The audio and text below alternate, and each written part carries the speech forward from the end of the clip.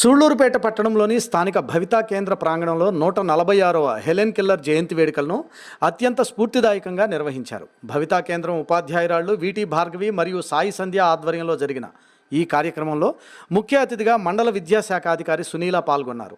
ఈ సందర్భంగా జరిగిన కార్యక్రమంలో ముందుగా జ్యోతి ప్రజ్వలన చేసి హెలెన్ కెల్లర్ చిత్రపటానికి పూలమాలలు వేసి నివాళులర్పించారు. అనంతరం ఇటీవల విడుదలైన 10వ తరగతి పరీక్షల్లో ఉత్తీర్ణత సాధించి విజయం సాధించిన ప్రత్యేక అవసరాలు గల విద్యార్థులను ఆమె ఘనంగా సత్కరించారు.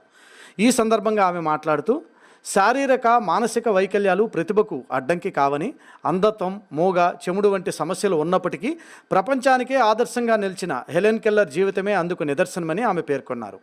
10వ తరగతిలో ప్రతిభ చాటిన ప్రత్యేక అవసరాల పిల్లలను, వారిని విద్యావంతులుగా తీర్చిదిద్దిన ఉపాధ్యాయులను ఈ సందర్భంగా ఎంఈఓ ప్రత్యేకంగా అభినందించారు. తదనంతరం ఆచార్య భరద్వాజ సేవా సంస్థ ప్రతినిధులు 10వ తరగతిలో పాస్ అయిన ప్రత్యేక అవసరాల పిల్లలకు శాలువాలు కప్పి మెమెంటోలను అందజేసి అత్యంత గౌరవంగా సన్మానించారు.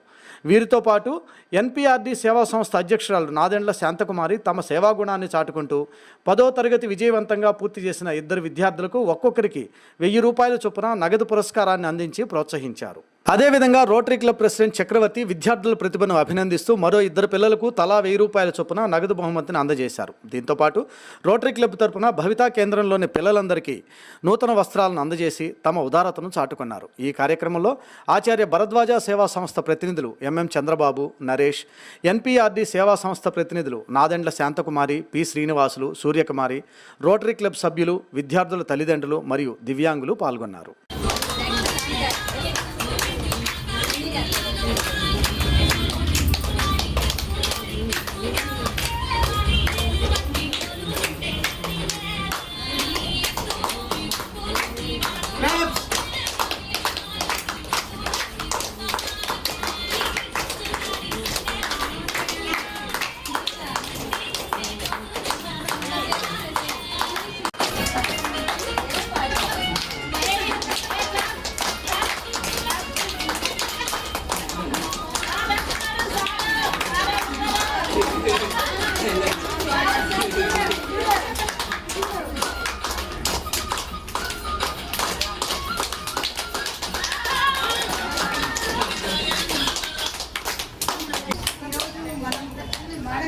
హెలెన్ కెల్లర్ గారి గురించి మాట్లాడుకుంటున్నాము అంటే ఆ రోజు ఆమె తన చూపును కోల్పోయినప్పటి నుంచి ఆమె యొక్క తల్లిదండ్రులు, ఆమె యొక్క టీచర్ ఆమెకి అందించినటువంటి తోడ్పాటుతోనే ఆమె ప్రపంచమంతా విద్యా సంస్థల్ని స్థాపించారు.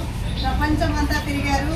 అందరితో ఒక లోటు కాదు, కళ్ళున్న వాళ్ళు మాత్రమే లోకాన్ని చూడరు, మేము కూడా లోకాన్ని చూస్తాము, మేము కూడా లోకంలో ఉన్న వాటి గురించి మాట్లాడగలము అనేటువంటి గట్టి స్వరాన్ని మనకు అందించారు. మరి హెలెన్ కెల్లర్ గారి జీవిత అది చదివినప్పుడు మనం అసలు ఎంత మాత్రం అనిపిస్తుంది. ఎందుకంటే ఆమె తను చదువుకొని తనలాంటి విద్యార్థుల కోసం విశ్వవిద్యాలయాలను కూడా స్థాపించారు. కేవలం పాఠశాలలే కాదండి, ఆ రోజుల్లోనే విశ్వవిద్యాలయాల్లో కూడా తనలాంటి పిల్లలు చదువుకోవాలనేటువంటి ఉద్దేశంతో ప్రపంచమంతా పర్యటించారు మేడం.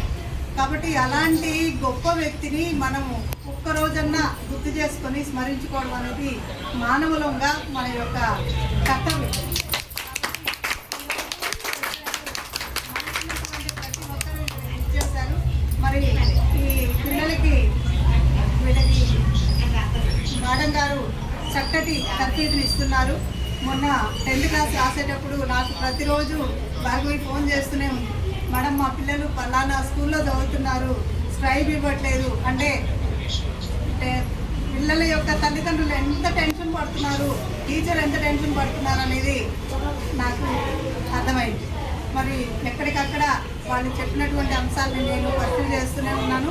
వాళ్ళకి కావాల్సినటువంటి సహాయ సహకారాలు అందిస్తూ ఉన్నాను. మరి పిల్లలు కూడా చక్కగా చదివి 10వ తరగతి పాస్ అయ్యారు అంటే చాలా గొప్ప విషయం. ఎందుకంటే దాంతోపాటు 10th క్లాస్ 4 పాస్ అయ్యారంటే మామూలుగా అన్ని ఉండే వాళ్ళే ఫస్ట్ క్లాస్, సెకండ్ క్లాస్ అనుకుంటుంటారు. మరి 357 మార్కులు 600 ఆ పాప తెచ్చుకోగలిగిందంటే దాని వెనుక మొట్టమొదటి ఆ పాప పట్టుదల, రెండోది వాళ్ళ తల్లిదండ్రుల ప్రోత్సాహం, గురువు గారి యొక్క ఆశీస్సు.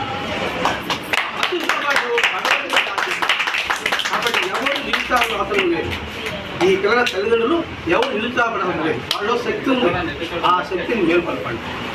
ఆ శక్తిని మేల్కొల్పారనుకోండి, వాళ్ళ జీవితంలో స్థిరపడ్డారంటే అంతకన్నా ఆనందం లేదు. ఇప్పుడు మేము మెమోరియల్ ఇచ్చాము, సాల్వాలు ఇచ్చాం. ఆ సాల్వాలు ఇచ్చేప్పుడు వాళ్ళ తల్లిదండ్రుల కళ్ళల్లో ఆనందం చూసి మాకు ఆనందం. ఆనందం భరోసా ఉన్నారు, ప్రోత్సాహం ఉన్నారు అని ఒక ధైర్యం కలిగింది వాళ్ళకి. అది అబ్దుల్ కలాం ఇవ్వడం అంటే లేదండి. మనం చేసిన సహాయం వాళ్ళకి కాదు, వాళ్ళ తల్లిదండ్రుల కళ్ళు చూసారంటేనే అది అలాగే ఉండిపోతుంది అంటారు. కొందరు అంటారు ఇదంతా వాళ్ళ కర్మ అని అంటారు. అది వాళ్ళ కర్మ. వాళ్ళ కర్మను తీర్చడం మన కర్మ అంటారు.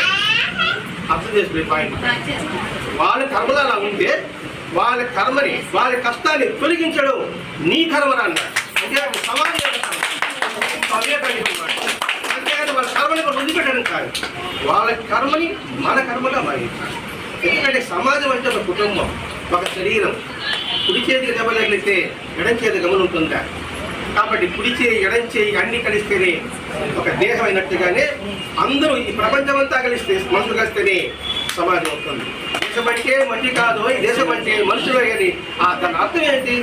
దేశం అంటే మనుషులు, మనుషులు అంటే వేరేం కాదు. ఇక కులం లేదు, మతం లేదు, జాతి లేదు, వర్గం లేదు, తక్కువ లేదు, ఎక్కువ లేదు, తేడా లేదు. మనం అందరం ఒకటే అనే భావన కల్పించడం కోసమే ఈ వేదిక. దానికోసంగా మీరు కష్టపడ్డారు, ఏం చేసుకుంటున్నాం. దాని వరకు ఎంత కృషి ఉంటుంది అసలు.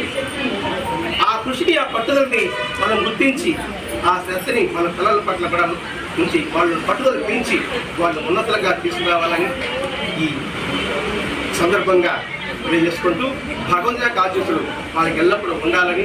ఈ సంవత్సరం వాళ్ళ 3 10th క్లాస్ అన్నారు.